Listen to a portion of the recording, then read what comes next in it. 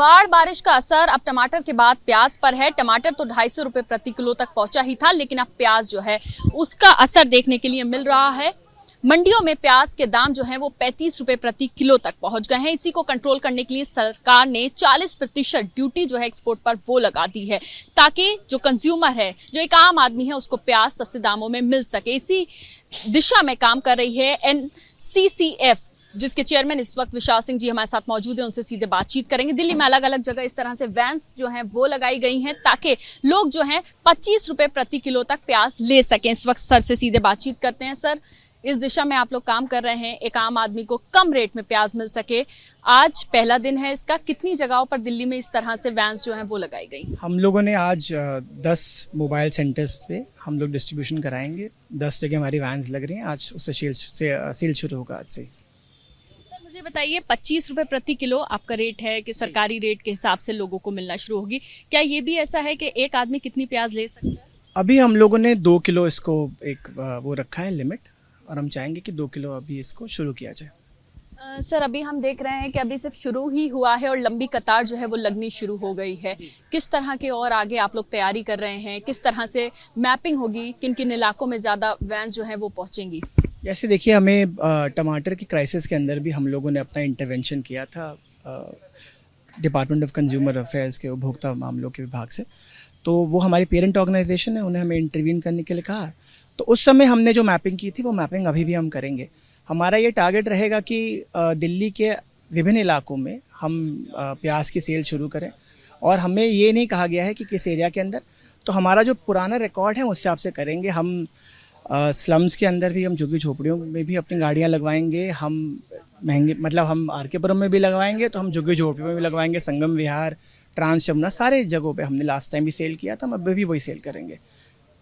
Sir, मेरा थोड़ा technical सवाल मैं ये समझना चाहूँगी, और एक आम आदमी भी समझना चाहता है, क्योंकि बाढ़ बारिश की वजह देखी गई है, कई जगह से प्याज नहीं आ पाई है, ख़राब हुआ है स्टॉक, तो आसमान को दाम छू रहे हैं इस वक्त कह सकते हैं।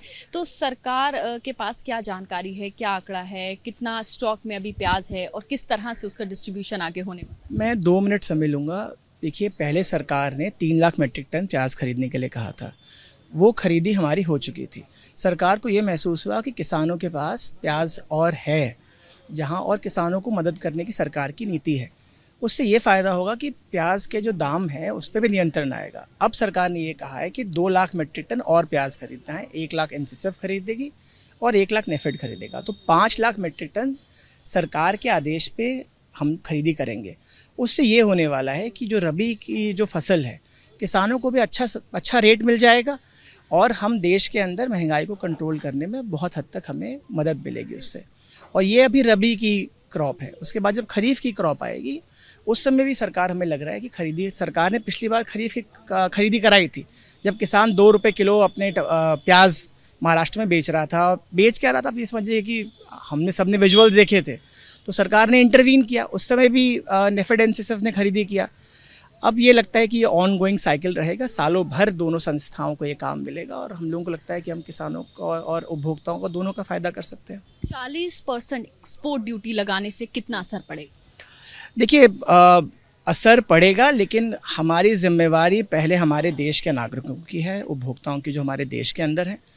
हम लोग प्राइसेस अपने देश में कंट्रोल कर पाएंगे, तभी हम बाहर कुछ करना चाहिए। और जिनको बाहर ज़रूरत है वो इस रेट पे भी एक्सपोर्ट ड्यूटी पे करके बाहर जाएगा, बट पहले हम अपने देश के प्राइसेस कंट्रोल करें, वो हमारी जिम्मेवारी है।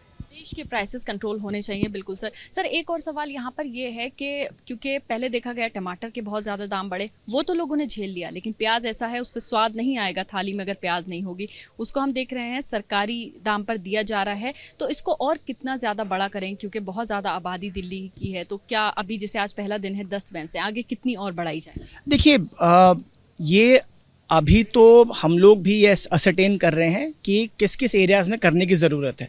और जैसे हम लोगों ने बीच में, हम लोगों की 30-40 हमारी मोबाइल वैन्स थी, फिक्स्ड वैन्स थे, मेंबर सोसाइटीज़ के थ्रू हमने टमाटर बेचा।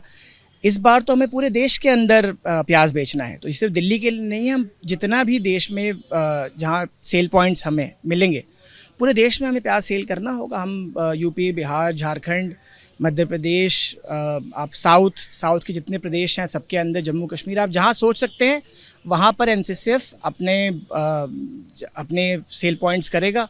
हमारा फोकस नॉर्थ ईस्ट के एरियाज़ के अंदर भी रहे, जो कि नॉर्थ ईस्ट सबसे दूर का इलाका है, तो हमारा फोकस वहाँ पर भी है। तो यही अभी तो हमारा ऑब्जेक्टिव है।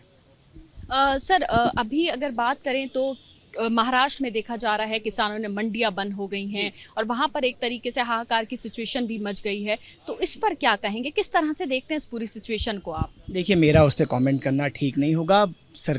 हम सरकार की इम्प्लीमेंटिंग एजेंसीज हैं, हमें जो इन्फॉर्मेशन मिलता है और जो काम मिलता है हम उस पर ही फोकस हमारा रहता है। We don't want to politicise anything. हम इस पर राजनीति नहीं करना चाहेंगे। कब तक ये मुहिम चलने वाली है और नई फसल कब उम्मीद की जा सकती है प्याज? देखिए, अभी तो खरीफ की अगली फसल आएगी, बट अभी तो रबी की ही मतलब किसानों के पास अभी प्याज है। तो पहले हम लोग जो 5 लाख मीट्रिक टन खरीदी करना है नेफेड एनसीसीएफ को, वो दोनों लोग मिलकर ख़त्म कर लें। उसके बाद फिर हम लोग आगे की सोचेंगे, क्योंकि वो खरीदी करने के बाद हमें साइमल्टेनियसली हम साथ ही साथ सेल भी शुरू कर रहे हैं।